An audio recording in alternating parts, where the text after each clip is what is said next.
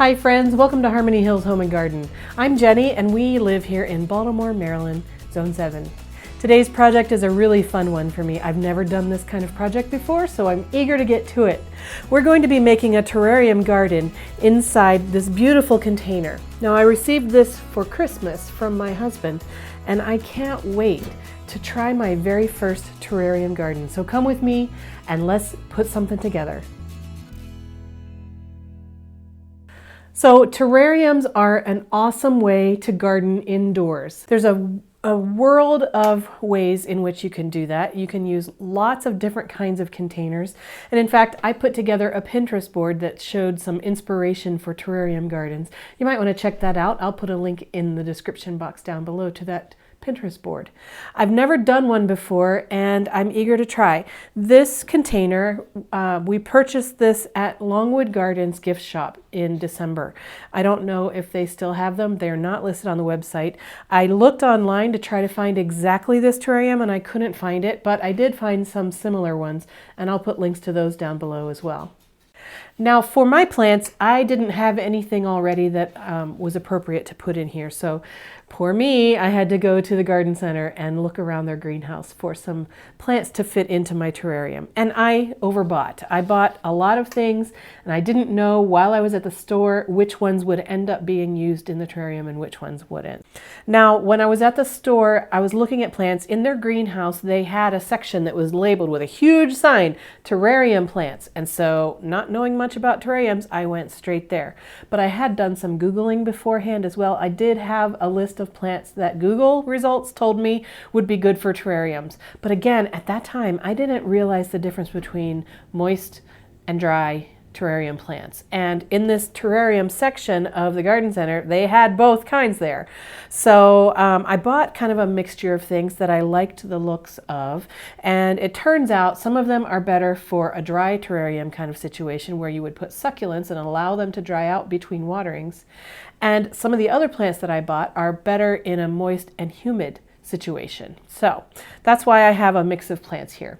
Also, the other thing about it is that when I was at the nursery, some of these plants, especially these little 2-inch guys, they only say terrarium foliage assorted. It didn't have a plant label on it.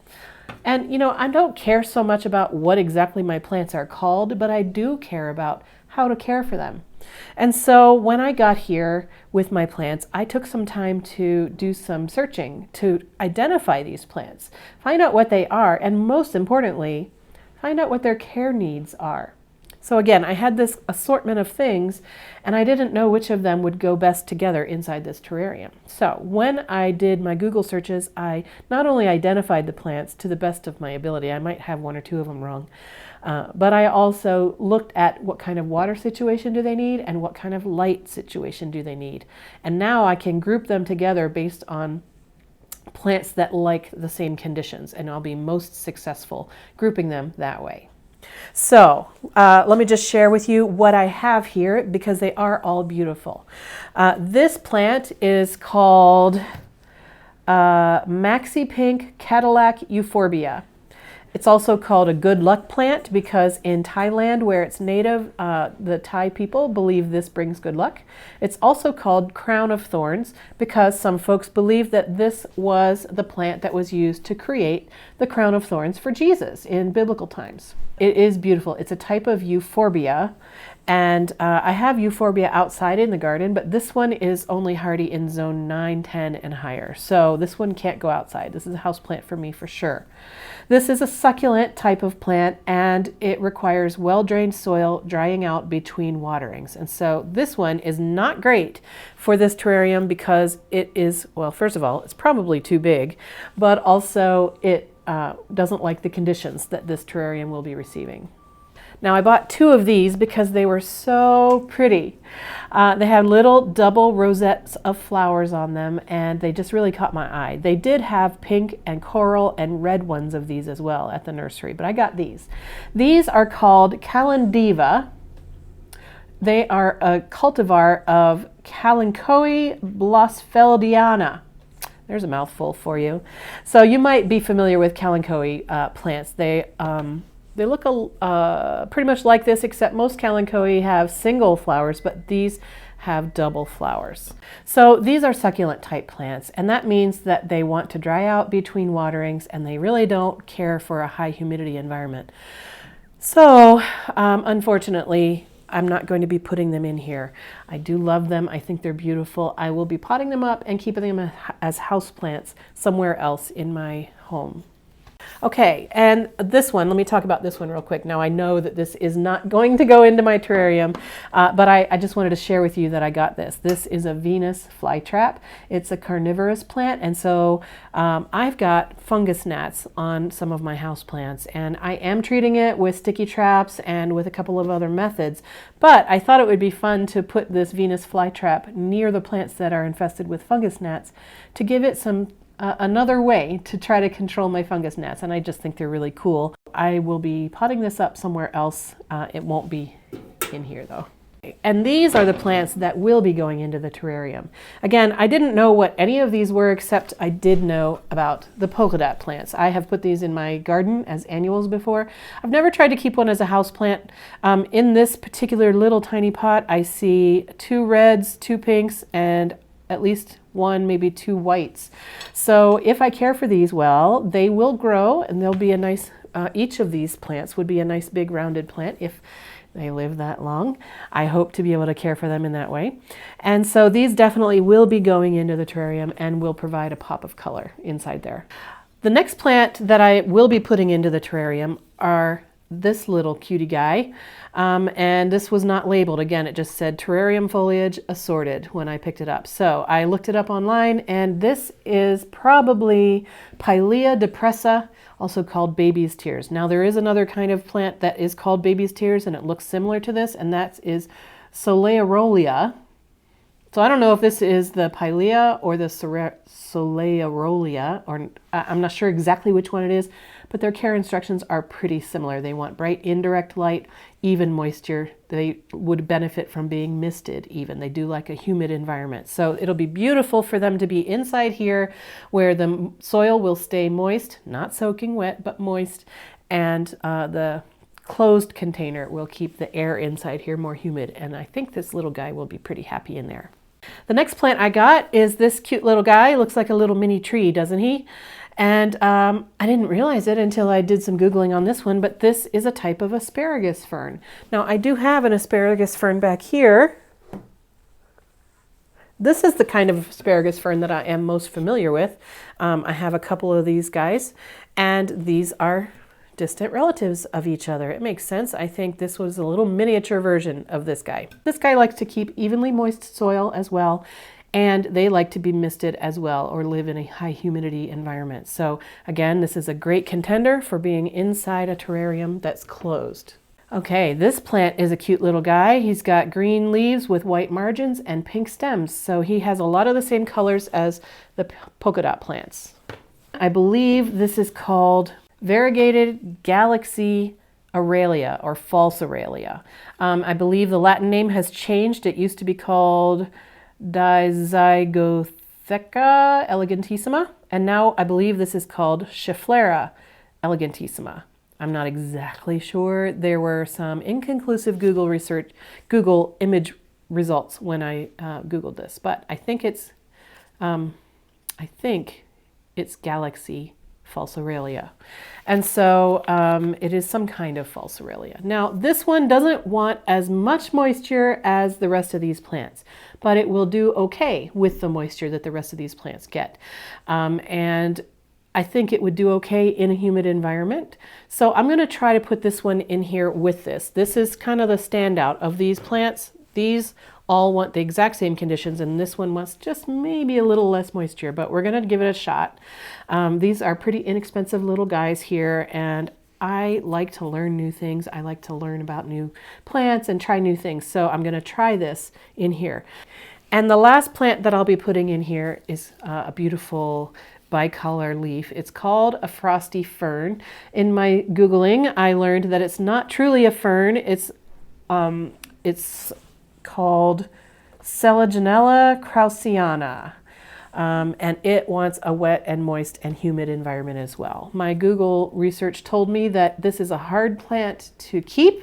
They're sold a lot at the holiday season because of the way they look so pretty with the frosty white tips on their green new growth. So you find these a lot in garden centers in December because they do look pretty at the holiday season. But the article that I read said that a lot of people who get these in December have trouble keeping them because they don't realize exactly how moist they really want to stay. Something like 70% humidity. And most homes in the winter in North America are nowhere near 70% humidity. And so that's why it's an excellent candidate for a closed terrarium. We'll be able to keep the humidity really high inside here, and it should, any luck, be happy inside there. So I think this is a nice collection of plants that will go into my terrarium. All of these want a nice moist and humid condition, except maybe this Schefflera, but I think it'll be all right. These other plants, I'm going to find other homes for them somewhere else in the house. Okay, it's later in the same day. I had to go a few errands, but I'm back now. And so I thought I would share with you some of the supplies that I'm going to be using. Now, when I was at my nursery, which was Valley View Farms Nursery, they had a handy dandy little cheat sheet, a project sheet for how to build a terrarium. And I'm just going to be following these directions. The short and long of it goes like this. You'll need plants that enjoy the same environment. You need potting soil, regular potting soil, pea gravel or aquarium rocks, horticultural charcoal, a spray bottle filled with water, some moss, which I have here. This is sheet moss, and whatever decor you want, such as rocks or sand or bark or twigs or shells or whatever you want. I have with me here today my plants, of course. I have 3 different kinds of rock. Of course, I was at the garden center and I found this one and I bought it because I didn't know what else I might be able to find. But then I was at the Dollar Tree and I found these 2 bags for $1 each. This bag cost $10 and this bag cost $1 each, actually $1.25 now at the Dollar Tree. So definitely check your Dollar Tree if you're looking for decorative rocks for a project like this. Dollar Tree also had some white sand, so I may be using that. I might not, I'm not sure yet. I got some horticultural charcoal. Now I don't need anything close to this amount, but it's the only package size they had, so I picked that up. This also was $10 at the garden center for me. Okay, I have my sheet moss, which is just big green sheet moss. I have a water bottle. I have a couple of long-handled tools out of my kitchen drawer, which might be useful in helping to put together this. Especially, I'm thinking these tongs are going to be useful to help set plants down in place. And then I found these really cute little fairy figurines, a boy and a girl, and I thought they kind of represent our grandkids. We have a granddaughter and a grandson, so we'll put those in there somewhere. And then for decorative items, in addition to the fairies, I have some more of the bark with lichen and moss on it that I picked up on the forest floor at my brother-in-law and sister-in-law's house in Cape Cod a couple of months ago. And some more of that beautiful moss that was also on their ground in their woods.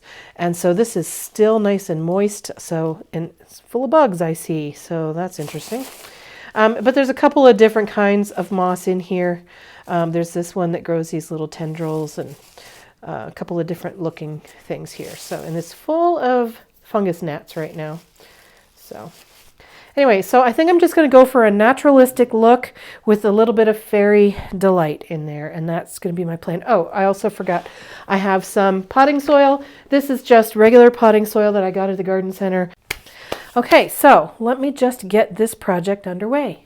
All right, so I've never done this before, so just keep that in mind. So I'm just kind of following these instructions and remembering what I've seen in my research online. So the first thing is to place a layer of pea gravel or aquarium rocks in the bottom of your container for drainage. All right, so let's open this up. I think I'm going to use these ones that I got from the Dollar Tree and see how they do.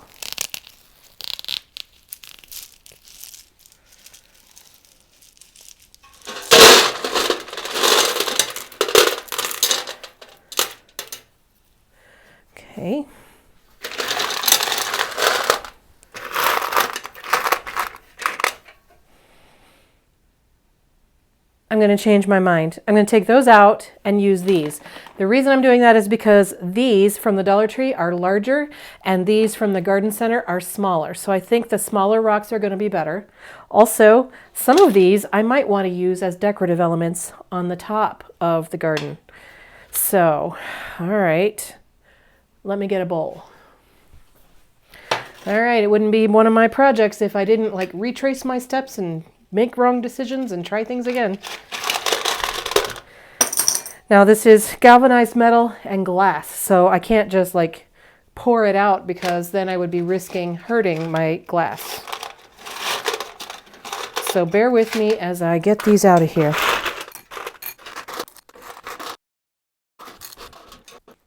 Okay, I think that's all of them. So I had planned to use these brown ones because I wanted to have this be kind of a really woodsy feel because of the moss and the bark that I have and the plants. And so these were darker colors, and so it was more woodsy feeling to me. But because of their size, I think they're going to be better as decoration. So let me use these that I got from the garden center. These are my $10 bag of rocks, so you better do a good job in here, mister.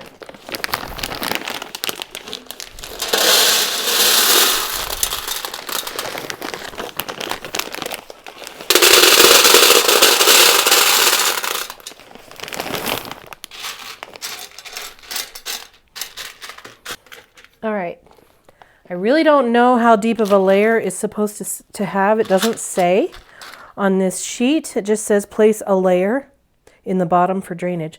So what I'm planning to do is I'm going to put a little bit more in there than I have, but I'm going to bring it up to about even with this outside rim of this container. This is where, so the glass overlaps on the inside down in the side there. So if I bring the rocks up to the top of that lip of metal, I think it'll hold water just fine.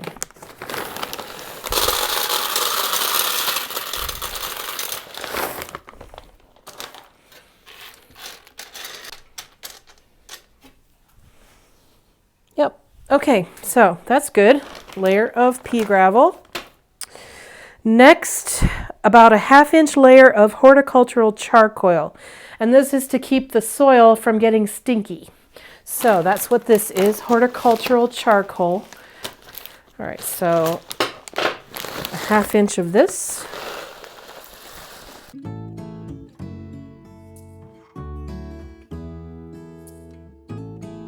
Over the charcoal, you can, but you don't have to, but I'm going to, put a layer of moss. And that will, 1, look really pretty, and 2, keep my potting soil from going down into the rocks. This is just normal sheet moss that we often use as soil covers in our potted plants and things like that. So I'm going to put some of this in here and try to fill the whole surface.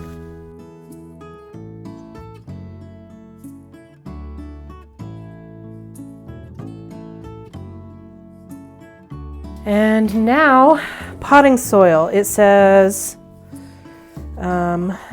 now add enough dampened soil to anchor the plants. Now my plants are in 2-inch pots, so I need at least 2 inches, maybe 2.5 inches of potting soil in here.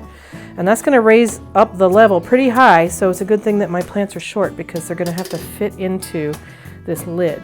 So it's gonna be a little bit of tight quarters.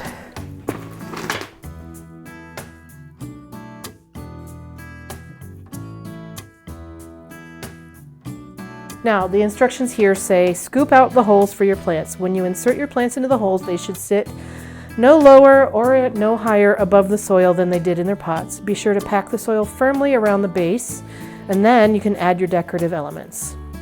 And if you'd like, you can add moss and more decorative items, including, miniature tables and chairs and arbors and little fairy garden things, and other garden accessories to enhance the beauty of your terrarium. All right, so I'm going to first arrange things in here like I want them, remembering that I have to be able to close the lid. So it's going to be shorter than that, so I think that guy's going to live over here on this end. And then this guy's going to live over here on this end. I might have too many plants. We'll find out.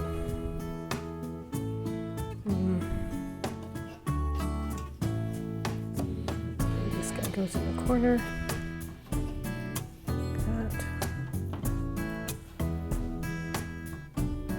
There's no right or wrong answer here. Put them in however you like.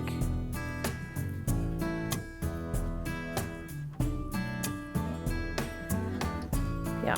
Okay, so I am going to break these apart. These are my Polkadot plants, and I think there's several starts in here, so I'll be able to break them apart and make them separate plants to tuck into corners and things. And then I'm going to have a little, I'm imagining a woodland garden for my little fairies to play in. So that's going to be roughly what I have planned. So let me set them here kind of in the order that I want them. All right, I'm going to take this little baby tears, take it out of its pot. There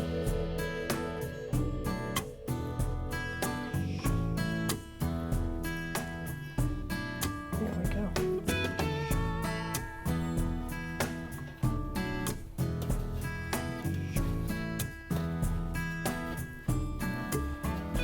Okay, and while I have this corner space open, I'm going to get a couple of these Polkadot plant shoots separated out. Looks like several seedlings were put into the same pot.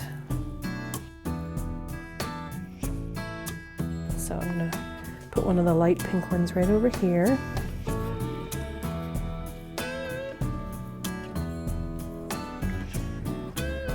And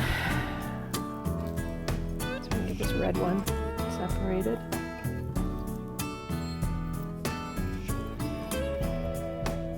And a darker pink one. Which one do I like the best? Let's go with this pink one here.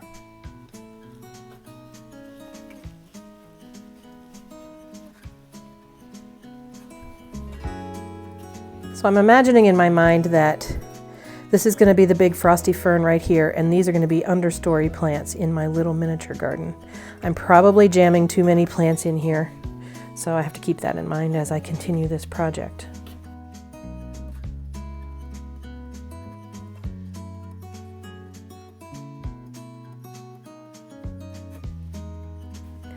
All right, so I have this little garden theme going on in my mind. So this would act like a tree in this little fairy garden. And these both this Asparagus Fern and this Schefflera could act as another tree. But I think I'm only going to make room for one of these in here.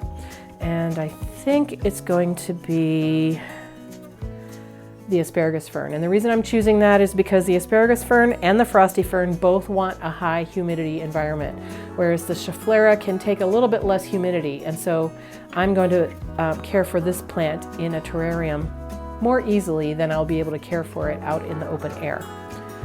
So with that in mind, this is going to be the tree that is going to be on this side of the fairy garden. And now I'd like to put some more, but I'm just placing it there for now. I'd like to put some more of those Polkadot plants in here, and we can pretend that those, at least when they're small like this right now, are like caladiums for the fairies, something like that. Put this one right here.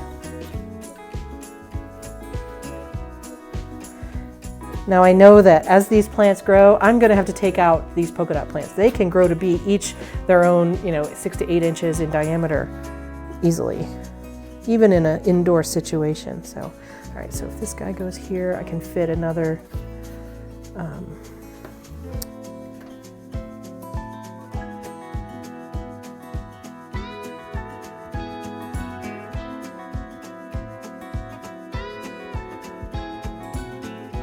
I'm going to put this piece of moss in here while I have access still, just for some decorations, like little, like a little mound, like a hill in the garden. Put this one back here. And then I'm going to put some of these stones in there, like little boulders.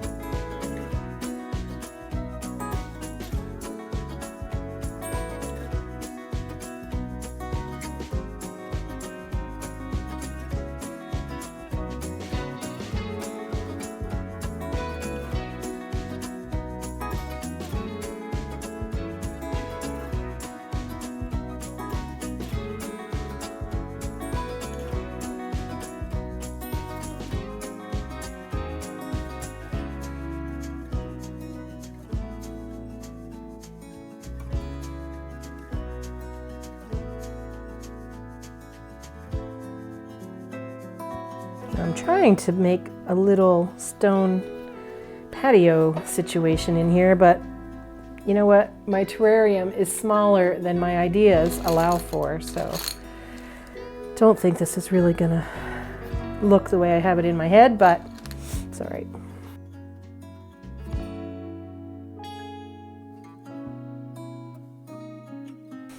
Okay, so there's a first try. Let's close this guy up and see what it looks like. This guy doesn't want to stand up. Okay, I don't want to get the leaves.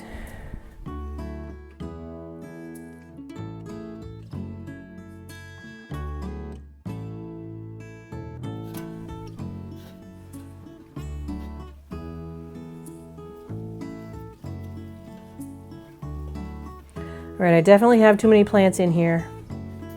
This plant's probably already as big as it will want to live in this. What to do, what to do.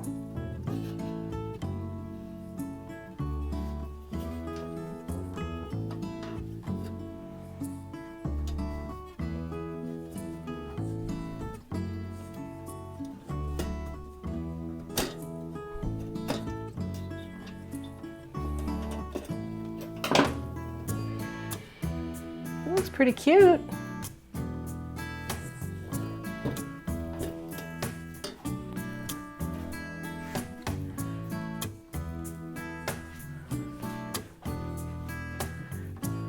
All right, so I think this is what I'm going with. I think I do have too many plants in here.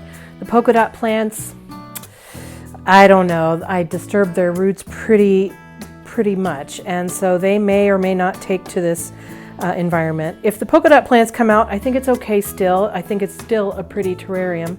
The Frosty Fern is already pretty tall, but the good thing about this is that it's slow growing.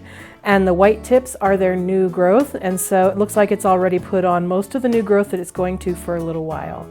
And then the Asparagus Fern, it will grow bigger, but I think it'll be in here it'll be fine for a while. So I don't know how much time I'm going to get out of this terrarium arrangement the way it is right now. But if I need to take it apart and repot it up and redecorate it, that's another project that I would have fun doing. So I don't mind doing that at all.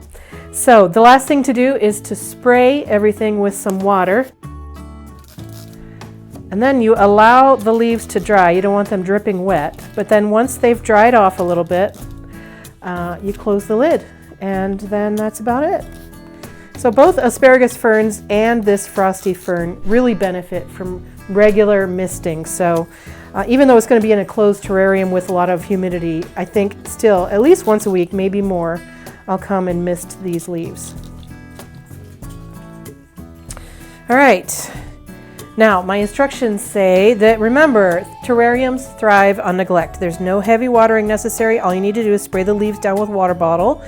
Let your terrarium sit until the next day and check the water at the bottom, making sure that it doesn't exceed 1/4 inch. In fact, there should be no standing water in the bottom because I didn't add any standing water.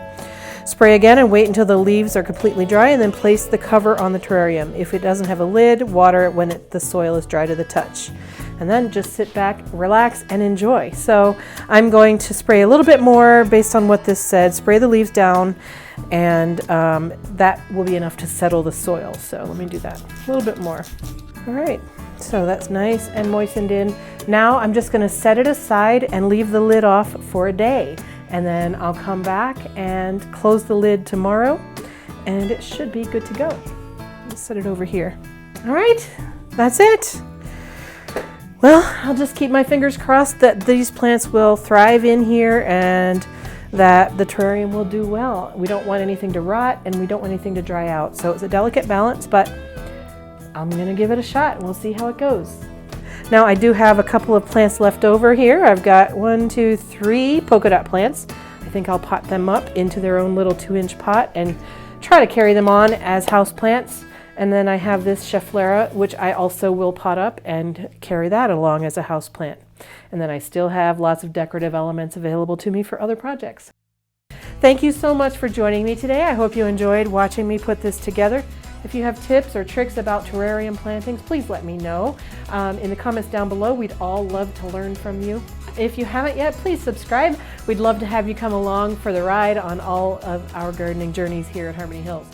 Thank you, and I will see you in another video real soon, friends. Take care. Bye-bye.